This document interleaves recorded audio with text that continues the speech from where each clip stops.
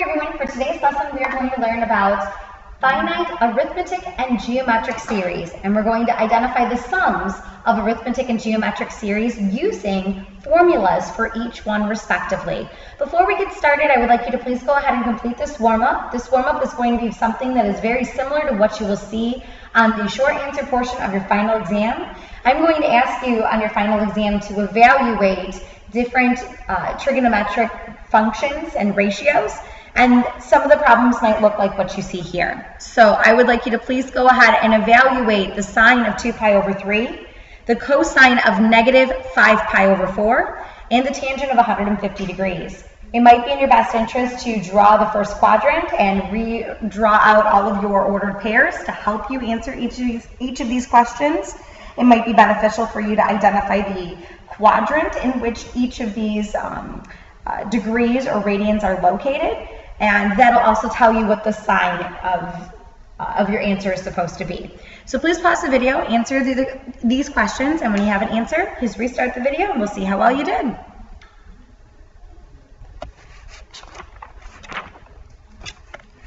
All right, let's go ahead and look at the sine of 2 pi over 3, or any of them for that matter. Whenever we're looking at problems like these, it might be beneficial to draw out the first quadrant. And so if I were to draw out the first quadrant, I know that I would have 0 degrees, 0 pi. This is the ordered pair 1, 0. Here is 30 degrees. 30 degrees, that is a pi over 6. And the ordered pair is the square root of, it's square root of 3 over 2, 1/2. For 45 degrees, that is pi over 4. And that ordered pair is the square root of 2 over 2, square root of 2 over 2. And then finally we have 60 degrees. 60 degrees is a pi over 3. That is 1/2 square root of 3 over 2. And then up here we have 90 degrees, which is pi over 2, and that's at the ordered pair 0, 1. And then if we were to write down our tangents, so let me zoom into this a little bit. If we were to write down our tangents, the tangent of 30 degrees, that is the square root of 3 over 3. 45 degrees, the tangent of 45 degrees is 1. And the tangent of 60 degrees is simply a square root of 3. So let's go ahead and look at the first one. We have 2 pi over 3. And 2 pi over 3, I know that that is located in the second quadrant if I were to draw a really quick sketch of what that angle would look like. 2 pi over 3 would be located about right here. It's located in quadrant number 2. And I remember that old phrase, all students take calculus. So that means that sine in the second quadrant is positive. And it also has a denominator of 3. So that means that I'm going to be looking at my ordered pair where I have a pi over 3. And sine is your y value. And so my answer is simply going to be a positive square root of 3 over 2. Next, I'm going to look at the cosine of negative 5 pi over 4. So if I were to draw a really quick sketch of what negative 5 pi over 4 looks like, it appears as if I'm going negative 4 pi's over 4. So this is negative 1 pi, 1 pi over 4, 2 pi's over 4, 3 pi's over 4, 4 pi's over 4, 5 pi's over 4 is going to be located up here, once again in quadrant number 2. So because it's located in quadrant number 2, only sine is positive in quadrant number 2. So that tells me my answer is going to be negative. And if I were to look at pi over 4, I know that this cosine of pi over 4 is square root of 2 over 2. So my answer is going to be negative square root of 2 over 2. And finally, we have the tangent of 150 degrees. 150 degrees, that's once again located in quadrant number 2. And 150 degrees falls into the category of a 30-degree angle. And so that means that our answer is going to be negative square root of 3 over 3. If these were easy for you, that's a wonderful thing. If it was not easy for you, please make sure you have a conversation with me as soon as possible because these questions are going to be on, like I said, your final exam. So I want to make sure that you are prepared for that. So our learning objectives for today is for you to be able to say, I can find the sum of arithmetic and geometric series given summation notation, and I can apply the concept to the real world. So let's start off with an arithmetic series. An arithmetic series is simply an expression formed by adding the terms of an arithmetic sequence together. So arithmetic sequences, they can be finite, they can be infinite, but for today's lesson, we're going to be talking about finite arithmetic series. Now, it's nice whenever you're only adding like 2, 3, 4, 5, 6, just a handful of numbers together, but a series could end at the 1000th term. It could end after the 20th term. It will end where it wants to end. And so a lot of us don't really have time to just sit there and start adding all of these numbers up. Mathematicians didn't have time for that either. So they developed a formula to shorten up the process. So the sum, if you wanted to find the sum of a finite arithmetic series without having to show what each individual term is and adding them all together, we have ourselves a formula. That formula is S sub n is equal to n times a sub 1 plus a sub n divided by 2. So what do each of these parts mean? This means the sum of all of your terms. So n represents the total number of terms that you are adding.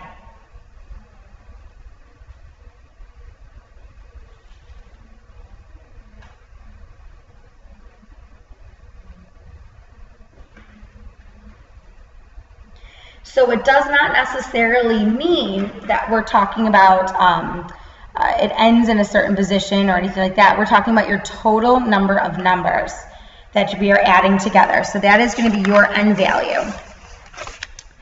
Next, we need to identify what our first term is. So that's going to be a sub 1. So you're going to, a sub 1 once again represents the first term that you are adding. So that first term might not be the first term of the sequence. It might be the fourth term of the sequence. It might be the fifth term of the sequence. It depends on whatever that bottom number is. So I'm going to call it the first term that you are adding, and I'm going to put that into parentheses. And that's because if you look at letter B, we're starting with the third term and adding all the way up to the 18th term. So the first term that we're going to be working with is not going to be a sub 1, it's going to be a sub 3. So that's the reason why I'm putting this first term into quotations. Next, I have a sub n. A sub n represents your last term. The last term that you are adding. So it might be located in the 14th position, the 16th position, whatever the case may be. But a sub n is going to be representing the last term. Now, there does exist a formula for the number of terms, for n. So I want to make sure that I write that down. Your number of terms, n, is going to be equal to whatever your top number is on your summation minus your bottom number of your summation, and then you add 1. And we can talk about this a little bit more when I see you in class. But I want you to write down the S sub n is the mean or the average of the first and the last terms. So think about it. If we're adding a sub 1 plus a sub n divided by 2, that's an average of your first and last terms. And then it's being multiplied by the number of terms that you are adding in the series.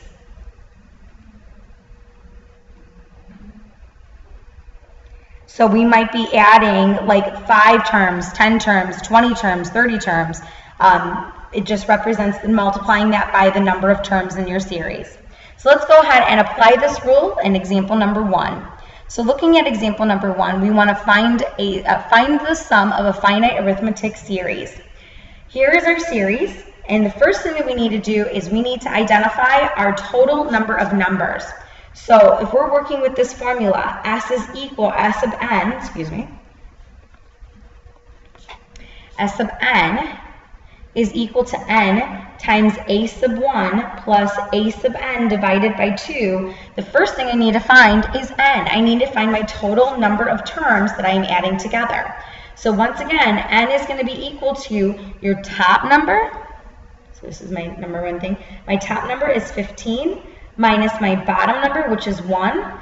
15 minus 1 is 14. I'm adding more than 14 terms together.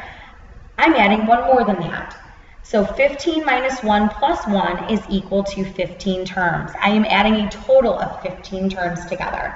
So far I have S sub 15 is equal to 15 times.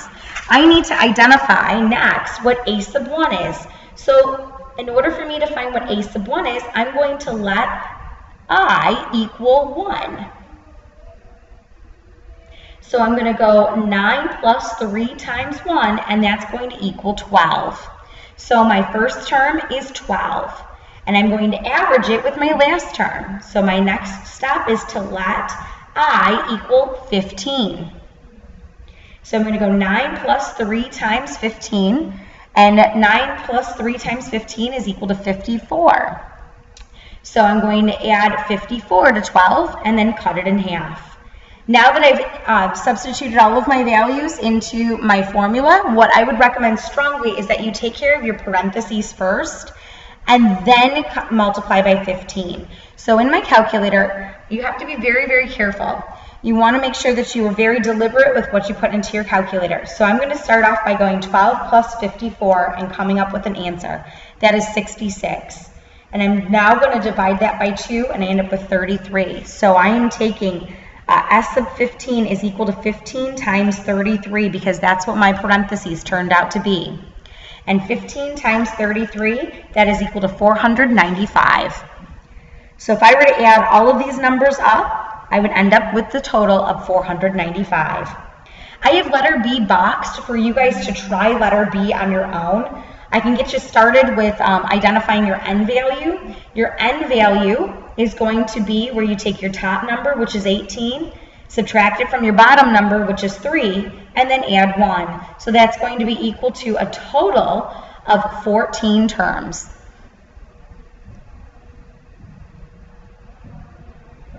I'm sorry, I did that wrong. Excuse me. I did my math wrong on that. 18 minus 3, that's equal to 15, and 15 plus 1 is 16. I did my math wrong. Excuse me. So that'll get you a total of 16 terms, and that is what your n value is, and that'll get you started on that problem if you choose to do it on your own. Let's go ahead and look at what a geometric series is. Now, a geometric series is simply an expression that's formed by adding the terms of a geometric sequence. So we're just taking the terms of a geometric sequence or an arithmetic sequence, and we're plugging those, identifying certain values and plugging them into formulas. So the sum of a finite geometric series also has its own formula. It is S sub n is equal to A sub 1 times 1 minus r to the nth power divided by 1 minus r. And so once again, S sub n is going to equal your total number of terms. So, I'm sorry, the letter n represents the total number of terms that you are adding together.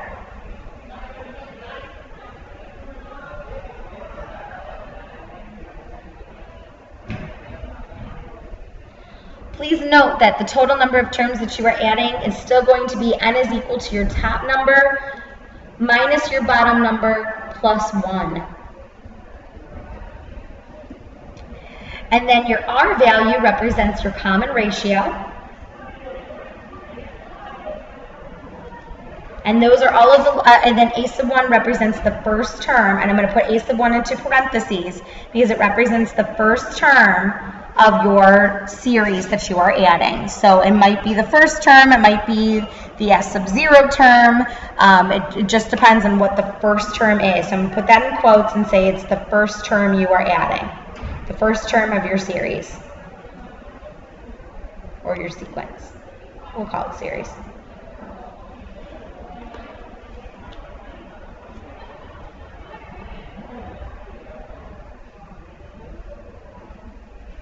All right, let's go ahead and look at letter A. So for letter A, we want to find the sum of the geometric series. So in this case, we're working with, once again, that formula that S sub n, which represents your total sum for all of the terms that you're adding together, is equal to A sub 1 times 1 minus r to the nth power divided by 1 minus r. So the first thing I need to identify is my total number of terms. So that's my first thing. And my n value is going to equal my top number, which is 13, minus my bottom number, which is 1, plus 1. And that's going to be equal to the number, this is 12 plus 1, which is 13. So n is equal to 13. Next, I need to identify what my first term is. My first term comes from letting I equal 1. So I'm going to let I equal 1. And I end up with 3 times 4 to the 1 minus 1 power. 1 minus 1 is 0, and anything to the 0 power is 1. So this is equal to 3 times 1, which is 3. So my first term is 3. Then I need to identify what my R value is. My R value in this case is 4. That is my multiplier. So now that I know all of my pieces, I can now identify my sum. So I'm going to put step 4, I'm going to write S sub 13, because I'm adding 13 terms together. That is equal to my first term, which is 3, times 1 minus my R value is 4, and I'm going to raise that to the nth power, which is 13, and I'm going to divide that by 1 minus 4. Now, once again, a very positive strategy that could help you is to work with each piece individually and then come up with your answer. So what I'm going to do is I'm going to put into my calculator 1 minus 4 to the 13th power. And I end up with negative 67 million, or 610, or 671 million. I think that's what I did. Looks like 67 million. There we go. Negative 67,108,863. And that's going to be divided by 1 minus 4. 1 minus 4 is negative 3, and this whole number is going to be multiplied by 3.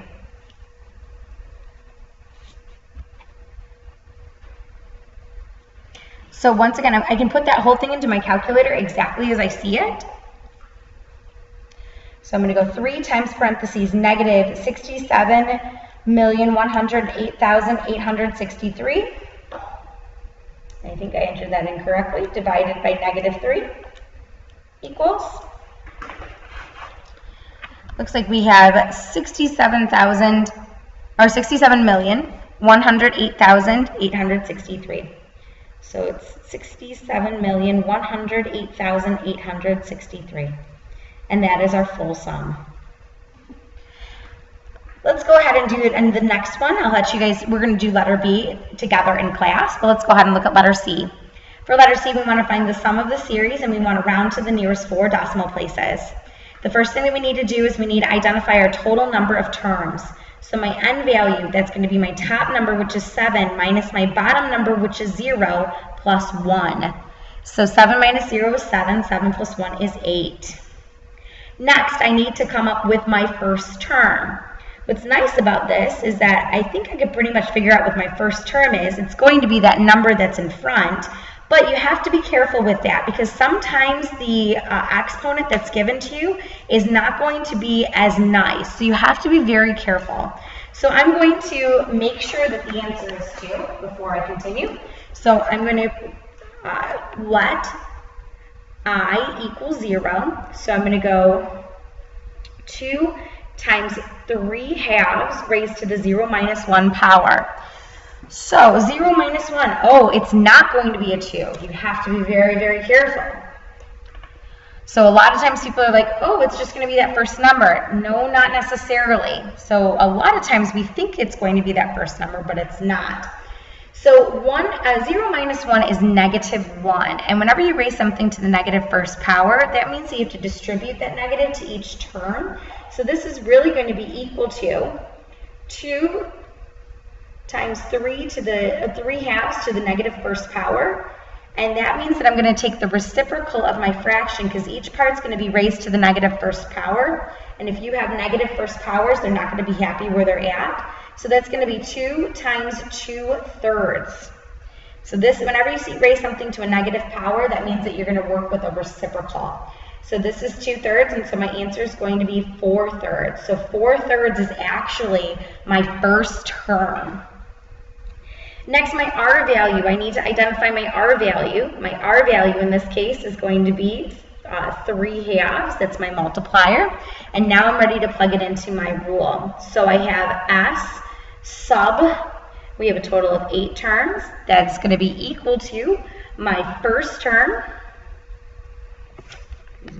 my first term, which is 4/3, I'm going to put that into parentheses, times, parentheses, 1 minus, and I'm going to put my fraction of 3/2 into parentheses, raised to the 8th power, divided by 1 minus 3/2.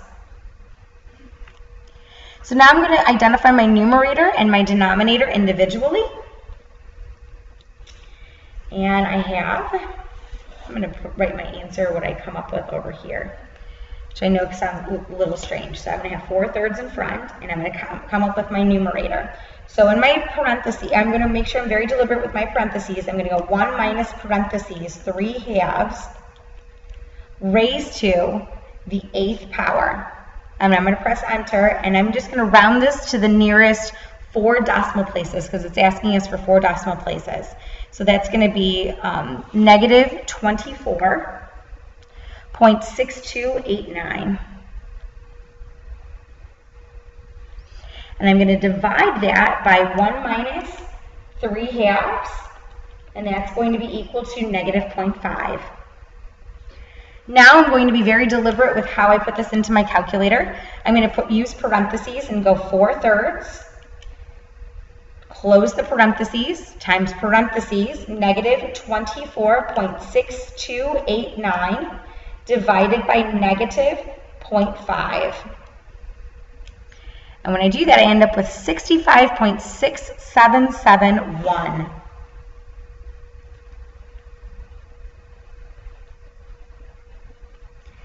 And that is my sum. All right, we have one more example and then we are finished for today, and that is a story problem. So we're going to be working with a geometric sequence and series to talk about this real life situation. It says in 1990, the total box office revenue at a U.S. movie theaters was about $5.2 billion. From 1990 through 2003, the total box office revenue increased by 5.9% per year. Write a rule for the total box office revenue in terms of the year. Let n equals 1 equal represent 1990. What was the total box office revenue at the U.S. Movie theaters, so not movie theaters, for the entire period of 1990 to 2003? So we have to be kind of careful here whenever we're working with this problem, but let's go ahead and write a rule. So if we're writing a rule, and we know this is geometric, we know that a rule needs to be written in the form of a sub n is equal to a sub 1 times r to the n minus 1 power. So that's what our rule is supposed to look like. So if I were to write this rule, I would need to identify my first term, and our first term is actually going to be 5.02 because in 1990, which is our starting point, we had the total box office revenue was $5.02 billion. So I'm going to write a sub 1 is equal to 5.02. And our answers are going to be in billions, so I'm just going to work with the decimal. Then we need to identify our R value. How much is it increasing by? Well, it increased by 5.9% per year. So that means that R is going to be equal to 100% plus 5.09. So that's going to be 1 plus 0.059, and that's going to be a total increase of 1.059. We always want, if we are talking about a percent increase, we always want this number to be larger than 1. So now that I have my R value and my first term, I can write my rule. This is going to be a sub n is equal to my first term, which is 5.02, times my R value, which is 1.059, raised to the n minus 1 power. So there is my rule. Next, I need to figure out what was the total box office revenue for our movie theater. Well, let's identify the summation notation first. So that's going to be kind of important. So if we were to write this in summation notation, I have my rule that's going to be 5.02 times 1.059 raised to the n minus 1 power. 1990 is equal to my first year, but let's think about this. If we were to write out 1990, 1981, 1982, how many years are there in between 1990 and 2003? That's going to be a total of 14 years. So that's something that I need you guys to always keep your eyes peeled for. This is 14 years in between 1990 and 2003. So this is going to go from n equals 1 all the way up to 14, and there's my summation notation. So if I were to identify the total box office revenue, that means that I'm going to first identify my n value, which my n value, once again, I'm going to prove is 14 years. N minus 1 plus 1 is equal to 14. My first term that I'm going to be adding, a sub 1, that's going to be 5 I'm sorry, I don't need to know my first term, excuse me. Here, a sub 1 is equal to 5.02. My r value is equal to 1.059, and I'm going to plug it into my sum formula, which is s sub n is equal to a sub 1 times 1 minus r to the nth power divided by 1 minus r. So that's going to be s sub 14 is equal to my first term, which is 5.02, times 1 minus 1.059 raised to the 14th power divided by 1 minus 1.059. So you want to make sure that whenever you put that into your calculator that you're very deliberate with how you enter it into your calculator. So go just a little bit at a time, enter in your numerator, enter in your denominator. If you want to divide out that fraction first, that's not a problem, and then multiply it by 5.02. There does exist a way to enter it into your calculator completely, and let me show you how to do that. I'm going to go 5.02 times parentheses. Now you have to be very deliberate with your parentheses. I'm going to put another parentheses to establish that this is my numerator. 1 minus 1.059 raised to the 14th power. And I'm going to close my parentheses, that is my numerator, divided by parentheses 1 minus 1.059. Closing my parentheses to say it's the denominator, closing my parentheses to end the fraction, enter.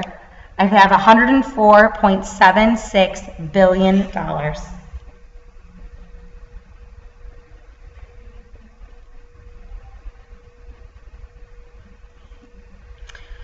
And that's your total number of revenue, as well as the end of this lesson. If you have any questions over anything, please make sure that you let me know. I also want to let you know that the formulas that I talked about in today's lesson will be provided for you on your mini quiz as well as your task. It is going to be your job to figure out which formula goes with which. Here's the way to remember. If it has an R, it has to be geometric. If it doesn't have an R, then it's not geometric. That seems to be the easiest way for a lot of kids to remember those formulas. I hope you have a wonderful day, and if you have any questions, like I said, please feel free to email me, and I will talk to you next time.